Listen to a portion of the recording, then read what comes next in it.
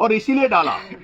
वहां भी मेरा जुर्म इतना बड़ा नहीं था, लेकिन कि नरेश मीणा बाहर रहेगा तो डोंगरी बांध के आंदोलन में जाएगा, तो इसलिए वहां 40 दिन मेरे को जेल में डाला। दोबारा मैं 21 तारीख को जो चक्री में महापंचायत उसमें आना चाह रहा था, लेकिन आपने देखा होगा कि मैं अनशन में बैठ गया और मेरी मांगे नहीं मानी।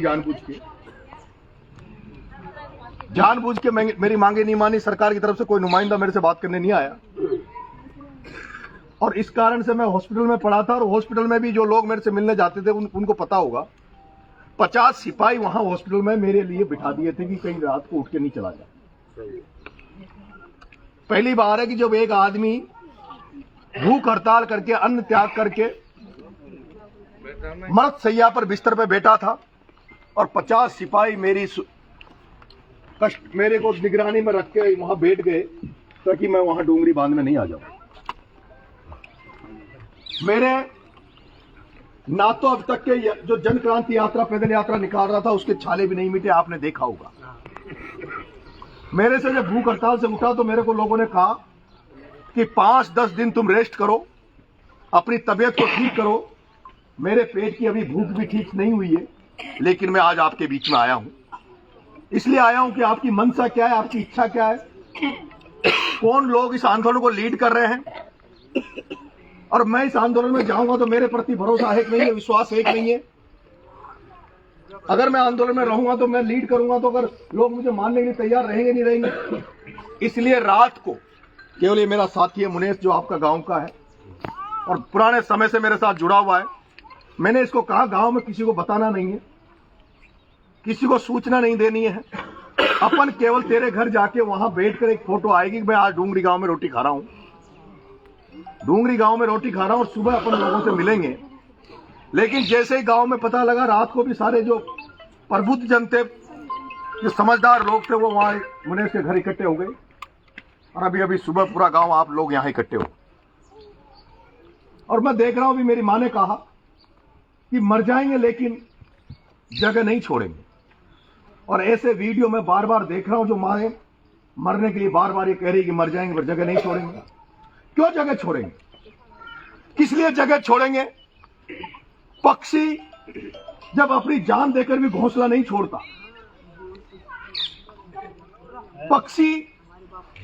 पक्षी जो जान देकर भी घोंसला नहीं छोड़ता, तो हम तो आदमी हैं।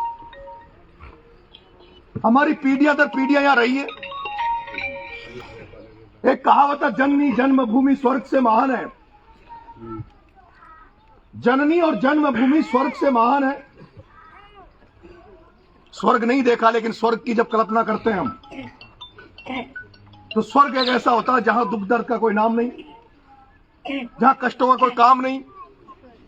और उस स्वर्ग की जब कल्पना करते हैं तो हम देखते हैं कि या तो स्वर्ग को हम मां के रूप में देखते हैं जिसने हमें पैदा किया है, और या स्वर्ग को हम जननी जन्मभूमि के रूप में देखते हैं, जहां हम पैदा हुए उसको हम स्वर्ग के रूप में देखते हैं।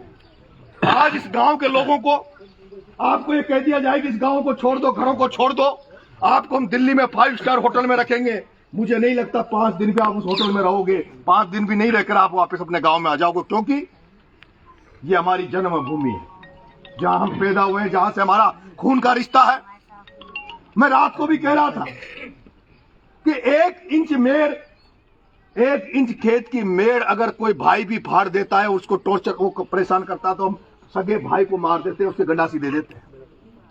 तो जो 1 इंच मेड़ के लिए हम अपनी भाई को मार सकते हैं, तो क्षेत्र गांव में ये हजारों लाखों लोगों की जमीन जायदाद, खेत परिवार, जानवर, वो कैसे अपने घरों को छोड़ देंगे? और छोड़ भी दो तो मैं आपसे कहना चाहता हूं, जहां जहां विस्थापन हुआ है, आप बिशलपुर में चले जाओ, जहां गांव डूब में आए थे वो लोग चले गए थे। आज आप उन बिशलपुर वालों की हालत देखोगे जहां विस्थापन हुआ है। वो नरक की जिंदगी जी रहे हैं, जीते जी नरक की जिंदगी जी रहे हैं। उनके पास कोई व्यवस्था नहीं है, कोई सुविधा नहीं है। आप लोग जब यहां से उजाड़ दिए जाओगे, आप यहां से भगा दिए जाओगे, तो जो लोग, जो हो सकता है कुछ लोग संपन्न हो, जो लोग संपन्न है वो अपना घर बार बना सकते हैं, लेकिन मेरा ये मानना है कि आज भी 80% 90% लोग गरीब हैं। उनको जब यहां से निकाल दिया जाएगा, वो कैसे अपने आप को एडजस्टमेंट करोगे? और जो क्षेत्र गांव के लोगों की जो रिश्तेदारियां आसपास है, अगर यहाँ से उजड़ गए और आपको मध्य प्रदेश जाना पड़ा, कहीं जैसलमेर बाड़मेर जाना पड़ा, तो रिश्तेदारों को कहाँ ढूंढोगे? पूरा सेटअप आपका खराब हो जाएगा। ये केवल जमीन बचाने की जिंदगी नहीं है, ये घर बचाने की जिंदगी नहीं है, ये आपकी जिंदगी को बचाने की लड़ाई है। ये जिंदगी बचाने की लड़ाई है, जिंदगी से जुड़ा हुआ मुद्दा है। मेरे से लोग मेरे को भगत सिंह की स्टाइल का नेता मानते हैं, मुझे मानते हैं कि मैं उग्र आंदोलन करूंगा, उग्र तरीके से काम कराऊंगा।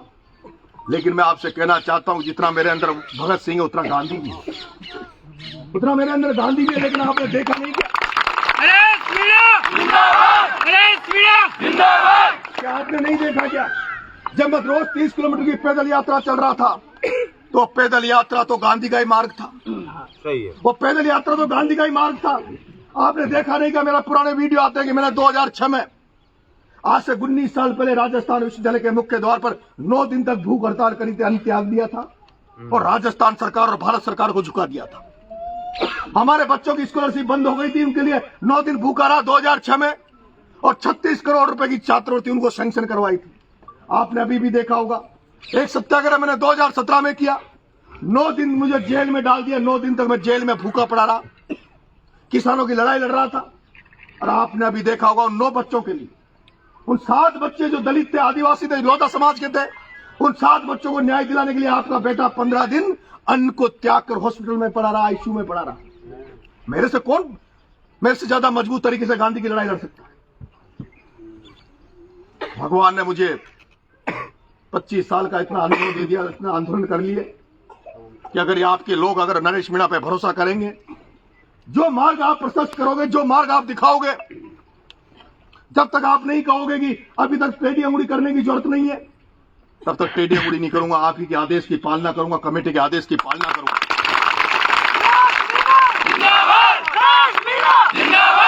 लेकिन कई दिनों से पंचायतें हो रही है, ज्यादा पंचायतें करने से, ज्यादा भाषण देने से आंदोलन सही नहीं होता। क्रांति, इसमें क्रांति लानी पड़ेगी। इसमें ही माला और छापा का काम नहीं होना चाहिए। माला और छापा तो जिस दिन आपकी जीत हो जाए, जिस दिन डूंगरी बांध रद्द हो जाए, उस दिन नेताओं को पहनाना, उसके पहले माला और भाषणबाजी इस आंदोलन में नहीं होगी। मैं देख रहा था चकेरी की महापंचायत में, अगर उन माता बहनों को, कुछ माता बहनों के भाषण दिलवा देते, जो माता बहनें कह रही कि मर जाएंगे लेकिन जगह नहीं छोड़ेंगे, अगर उन माता बहनों का भाषण करवा देते तो मेरे को लगता है कि सरकार की आंखें खुल जाएगी कि माता बहनें भी लड़ने के लिए तैयार है, तो फिर आदमी क्या करेगा? मेरी माता बहनों, मैं रात के पास आया था, रात को मैंने कहा इनको, मैं तुम्हारे आंदोलन में पूरे तन मन से आपके साथ रहना चाहता हूं। जरूरत पड़ी तो मेरी लुगाई को, मेरी घरवाली को भी आपके बीच में, आपकी लड़ाई लड़ने के लिए मैं अपनी घरवाली को भी आपके बीच में लाऊंगा।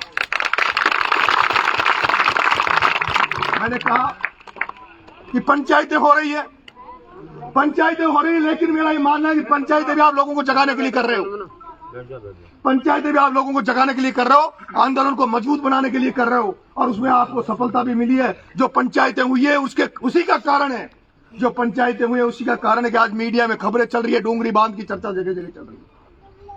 लेकिन मैंने एक सुझाव दिया है, सुझाव मैंने ये दिया है कि दिन तय कर लो, समय तय कर लो, मैं और मेरी घरवाली नंगे पैर पैदल, मैं और मेरी घरवाली नंगे पैर पैदल इसी जगह से जाए, डूंगरी बांध बनेगा, जहाँ ये नदी दिख रही है सामने, इसी जगह बनेगा।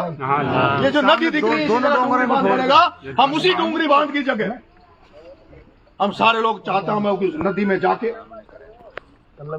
नदी में जाके वहां से पूजा पाठ करके, और वहां से हम पैदल मार्च गांव जाएं। मुझे भरोसा, जब डूंगरी से यहां से निकलेंगे, भूरी पारी जाएंगे, तो पूरा डूंगरी का गांव, माताएं, बहनें, बच्चे साथ रहेंगे। उस तरह से जब आप कोई देवता की यात्रा निकालते हो, कलश आपके माथे पे रखे रहते हैं। जब हम कोई कथा होती है गांव में, अब रामायण, हम घर पे रामायण लाते हैं, तो गांव के ठाकुर जी पे जाते हैं और ठाकुर जी से भगवान को अपने कंधे पे बिठाकर इस तरह से कलश लेकर माता बहनें अपने घर को लाती है।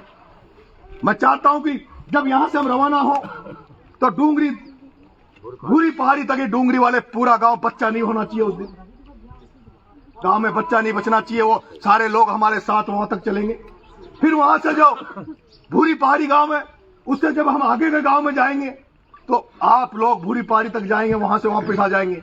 फिर भूरी पहाड़ी का बच्चा बच्चा हमें अगले गांव तक छोड़ के आएगा। ये मूवमेंट जब 15-20 दिन चलेगा, 15-20 दिन तक पूरे राजस्थान देश में केवल डूंगरी बांध रद्द करो की यात्रा का चर्चा चलेगी। डूंगरी बांध की रद्द करो, इसी के नारे पूरे देश में गूंजेंगे। मुझे लगता है उससे अच्छा कुछ होगा नहीं। जो बताया उसका रूट चार्ट इस तरह से बना लिया जाए कि जो जोड़ली में जो महापंचायत हो या कहीं भी जो महापंचायत हो, वो यात्रा का समापन उस महापंचायत में हो, महापंचायत में समापन हो और उसमें नारा दे दिया जाए करो या मरो का। करो या मरो का नारा दिया जाए। करो या मरो का मतलब केवल ये नहीं है कि लाठी उठा के गंडासी उठा के किसी को मार दो। करो या मरो, करो या मरो। मरने में जो ताकत है वो मारने में नहीं है। लाठी खाने वाला ज्यादा मर्द होता है, लाठी देने वाला मर्द नहीं हो सकता। किसी को मारना बहुत आसान है, लेकिन मार खाने की हिम्मत, मार खाने की हिम्मत, किसी के 50 लोगों के सामने खड़े होने की हिम्मत अकेले की, वो ओरिजिनल मर्दानगी होती है। इस आंदोलन में हम किसी को मारेंगे नहीं, बल्कि मार खाने के मकसद से, मरने के मकसद से इस आंदोलन में कूदना चाहते हैं। मैं आपको कहूंगा, इस आंदोलन में महिलाओं की भागीदारी बहुत जरूरी है। जब भी कोई आंदोलन आगे बढ़े तो उसमें जितने आदमी की संख्या हो उतनी महिलाओं की, बच्चों की संख्या होनी चाहिए। अगला जो आंदोलन हो, अगर यहाँ के 50,000 आदमी, लाख आदमी इन गांवों के अगर भूख हड़ताल पे बैठ जाए, आमरण अनशन में बैठ जाए, एक दिन भी आप पूरे दिन भर चूल्हा नहीं बढ़ाओ गांव में, क्या एक दिन भूखे नहीं रह सकते? हमारे गांव में कोई डेथ हो जाती है, हमारे गांव में कोई डेथ हो जाती है, कोई मर जाता है, तो उस दिन क्या हम चूल्हा जलाते हैं क्या गांव में? कोई जवान गांव में मौत हो जाती तो हम चूल्हा नहीं जलाते। 3 दिन तक हमारी जो परंपरा है, हमारी जो संस्कृति है, अगर इन घरों को, गांवों को बचाने के लिए, परिवारों को बचाने के लिए एक सामूहिक आमरण अनशन किया जाए, जिसमें लाखों लोग भूख अन्न को छोड़कर भूखे बैठे रहे, अन्न को त्याग दिया, हजारों लोग हॉस्पिटल में पहुंचे, घायल होकर हॉस्पिटल में पहुंचे। मैं कहूंगा एक समय ऐसा आएगा जब पूरा राजस्थान, पूरा देश की जनता आपके साथ आंदोलन में खड़ी हो जाएगी। क्या मैं सही कह रहा हूं? सही कह रहा हूं। मैं आज आपके बीच में आया हूं, आप तय कर लो। इसी तरह से जब हम लोग गांव-गांव जाएंगे, इसी तरह से जब हम लोग गांव-गांव जाएंगे, कई बड़े नेताओं का समर्थन हमें लेना है। मैं आपसे एक बात और कहूंगा, मैं अभी जेल में था, जब समझौता के काम में मैं 8 महीने जेल में रहा और मेरे को छुड़ाने के लिए एक आंदोलन हो रहा था। 25 फरवरी को विधानसभा घेराव हो रहा था, लेकिन वो विधानसभा घेराव फेल क्यों हो गया? वो विधानसभा घेराव फेल क्यों हो गया? क्योंकि इसका कोई लीडर नहीं था, नेतृत्वकर्ता नहीं था।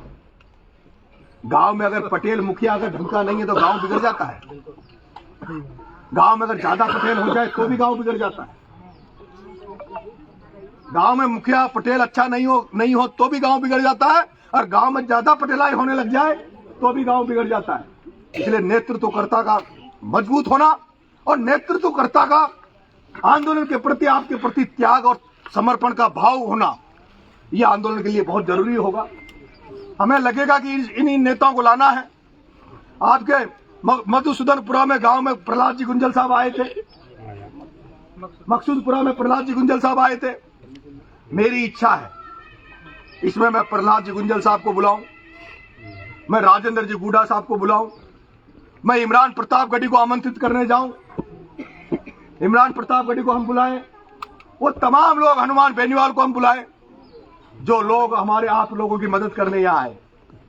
लेकिन एक बात और याद रखना, जब इस तरह का आंदोलन होता है तो आंदोलन से केवल उस बीमारी का इलाज नहीं होता जो बीमारी के लिए आंदोलन किया जाए, जैसे डूंगरी बांध को रद्द कराने के लिए। आंदोलन से नई राजनीति भी पैदा होती है, आंदोलन से नई राजनीति भी पैदा होती है। जैसे अन्ना के आंदोलन से मुख्यमंत्री केजरीवाल निकल गया था, जेपी के आंदोलन से जब भी आंदोलन हुए, गुर्जरों का आंदोलन कर्नल भेसला साहब के उसमें नेतृत्व में हुआ, उस गुर्जर आंदोलन से बहुत सारे नए नेता पैदा हो गए थे। इस आंदोलन में भी जब चलेगा आंदोलन तो हो सकता है डूंगरी में से कोई नया नेता पैदा हो जाए, भूरी पहाड़ी में से कोई नया नेता पैदा हो जाए।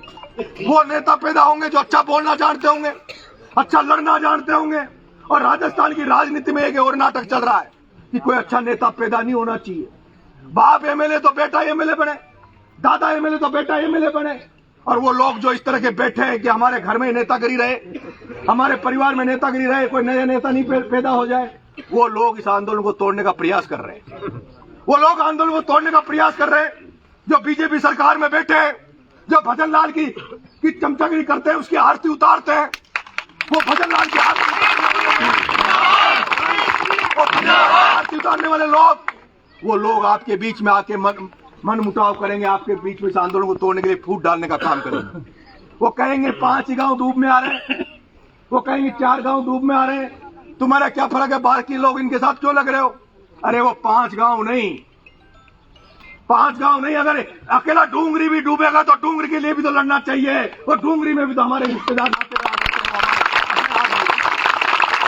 आज मुद्दा ये नहीं है कि क्षेत्र गांव है, 300 गांव है, 500 गांव है। मुद्दा है कि एक भी घर क्यों उठे, एक भी घर क्यों उजड़े। इसलिए उनसे बच के रहना, उनसे बच के रहना। आने वाले चुनाव में, पंचायत राज चुनाव आना, उसमें कह दो।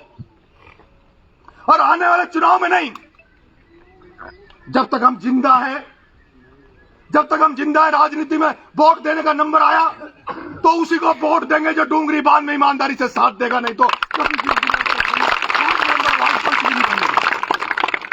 मैं देख रहा हूं कई सरपंच हैं, अभी कई सरपंच है। सरपंच आज सबसे बुरी जात हो गई, सरपंच सबसे बुरी जात हो गई। सरपंच तुम्हारे साथ नहीं आएंगे क्योंकि उनको तो पैसा कमाना, ठेकेदारी करनी है। सरपंचों को ठेकेदारी करनी है, पंचायत में पैसा कमाना है। वो लोग तो उनके दरवाजे पे ढोक देते फिरेंगे, जिनको उनसे पैसा चाहिए, एमएलए एमपी के दरवाजे पे ढोक देते रहेंगे। लेकिन अगर ये विजय मीणा सरपंच आया है, ये विजय मीणा सरपंच आया है, मैं कहना चाहता हूं ऐसे सरपंच जो सब कुछ छोड़कर आपकी जिंदगी बचाने के लिए, ऐसे सरपंच अगर हमारे साथ आते हैं तो इनका भी हम धन्यवाद देना चाहेंगे, आभार व्यक्त। इस आंदोलन में कितनी बड़ी दुर्भाग्य की बात है कि आज तक ना तो यहाँ का सांसद, ना यहाँ के एमएलए, ना कोई और जनप्रतिनिधि बोले हैं। क्योंकि उनको पता है, बीजेपी वालों से, मैं बीजेपी वालों का नाम नहीं ले रहा, मैं कांग्रेस वालों के लिए कह रहा हूं, वो कांग्रेस के नेता जो विपक्ष की भूमिका में है, सरकार के खिलाफ आंदोलन हो रहा है, वो आपके आंदोलन में क्यों नहीं आ रहे? क्योंकि वो डरपोक है, उन्हें डर लगता है, उन्हें डर लगता है कि ये जनता एक दिन खड़ी होगी, जनता कुर्बानी देने के लिए तैयार होगी। उन्हें डर लगता है कि अगर एक भी आदमी मर गया तो हमारा तो 302 में जेल जाना पड़ेगा, हमें तो हमारी नेतागिरी खत्म हो जाएगी, इसलिए वो नहीं आ रहे। आपके साथ आंदोलन में वही आएंगे जो सब तरह से तैयार है, जेल जाने के लिए भी तैयार होने वाले व्यक्ति। अगर लोग मर भी गए, आंदोलन किस दिशा में चला जाए आगे, गांधीवादी तरीके से काम नहीं चला तो भगत सिंह बनना पड़ा, तो भगत सिंह भी बनेंगे। उस दौरान कुछ भी हो सकता है, हजारों लोग मर जाए, सैकड़ों लोग मर जाए। और जमीन को, अपने घर को छोड़ने के लिए अगर प्राण भी देने पड़े तो मेरे को लगता है कि दे देना चाहिए। उसमें फिर वो स्वाभिमान सम्मान ही किया जो घर छोड़कर हम अपने जिए। महाराणा प्रताप अपने उदयपुर की उसको बचाने के लिए जंगलों में रहा, गढ़ किले छोड़ दिए, हाथी घोड़े छोड़ दिए, सबको छोड़ के जंगलों में घास की रोटी खा। किस लिए? केवल इसलिए कि उदयपुर पे आकर दिल्ली की सल्तनत कब्जा नहीं कर ले। तो इसलिए आप सबको तैयार रहना चाहिए। उन नेताओं को आह्वान करो, उनको बोलो कि या तो हमारे साथ लग जाओ, बीजेपी वालों को मत बुलाओ, वो तो आएंगे भी नहीं। लेकिन कांग्रेस वालों को कहो या तो तुम हमारे बीच में आ जाओ, नहीं तो दोबारा हमारे इलाके में घुस मत जाना, गांव में घुस मत जाना, क्योंकि मैं बीजेपी पे तो नहीं हूं, तो बीजेपी के तो नहीं है। सही बात है कि नहीं है? जब जोड़ली में मीटिंग हो, तो फेसबुक पर आमंत्रित करो, किसी के दरवाजे पे भीख मांगने मत जाना, किसी को निमंत्रण देने मत जाना। आज निमंत्रण यहीं से जा रहा है, पंचायत से जा रहा है। मैं निमंत्रण दे रहा हूं आपके डूंगरी गांव से रामकेश मीणा को, मैं निमंत्रण दे रहा हूं डूंगरी बांध के रामकेश मीणा को, मैं निमंत्रण दे रहा हूं सपोटरा के रमेश मीणा को, मैं निमंत्रण दे रहा हूं हरीश जी मीणा सांसद को। यहां से जो आपके जो कांग्रेस के चुनाव लड़ते हैं, आपके कौन सा खंडार पड़ता है, अशोक बेरवार और भी जो लोग, उन सबको निमंत्रण देता हूं कि ये तो कांग्रेस के नेता जो एमएलए एमपी बनना चाहते हैं या बन गए, वो या तो अगली पंचायत में आ जाना, नहीं तो सोच मत लेना, वोट तो क्या तुम्हें जूते की मालाएं मिलेगी गांव में।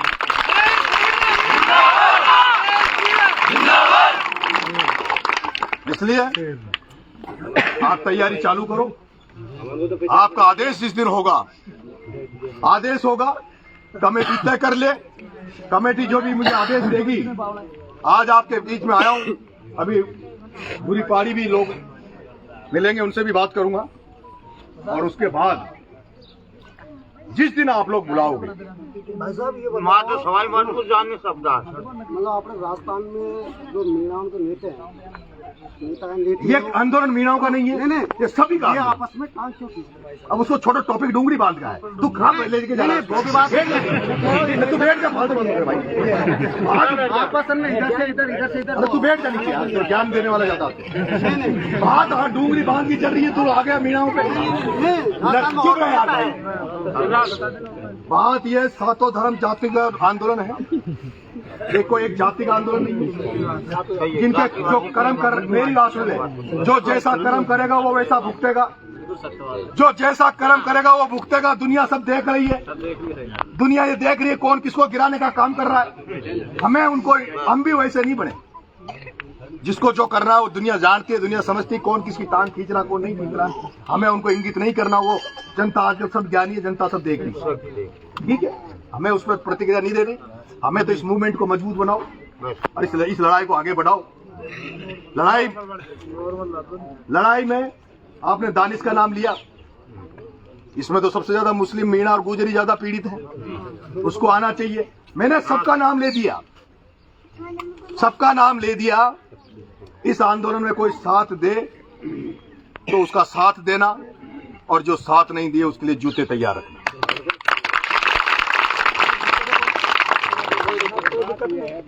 तो आप लोग जब भी आदेश करोगे, जब भी बुलाओगे, मैं आ जाऊंगा। लेकिन बिना बुलाए आज मैं आपके बीच में आया था, मैंने अपनी सारी बात आपके बीच में रख दी। वैसे तो मैंने बनोट आया उस दिन भी रखी। आप लोग आदेश करोगे, कमेटी आदेश करेगी तो इस आंदोलन में आऊंगा, नहीं तो नहीं आऊंगा, ठीक है। सभी लोग आमंत्रित करेंगे तो इस आंदोलन में आऊंगा, नहीं तो नहीं आऊंगा। मैं जबरदस्ती आ जाऊं, जबरदस्ती डोलता फिरूं, और यहाँ आने के बाद भी अच्छा काम करने आऊं और लोग बुराई मेरे मान दे, तो मुझे भी ऐसा शौक तो नहीं है। मुझे ऐसा शौक नहीं है कि मैं अच्छे काम के लिए आऊं और बुराई का ठीकरा मेरे माथे मंडे। तो इसलिए जो भी कमेटी और जो लोग, क्षेत्र गांव के लोग जो तय कर लेंगे उसकी पालना करूंगा। जिस दिन आप आदेश कर दोगे कि अब आप आ जाओ, हम तैयार हैं। उस दिन मैंने एक मोटी रूपरेखा आपको छोटी सी बताई कि मेरा जो प्लान है वो मैंने आपको रख दिया है, और उससे जो जन जागृति आएगी वो भी मैंने आपको बताया। अब आप तय कर लेना कि भाई क्या करना है क्या नहीं। धन्यवाद। राम राम साहब।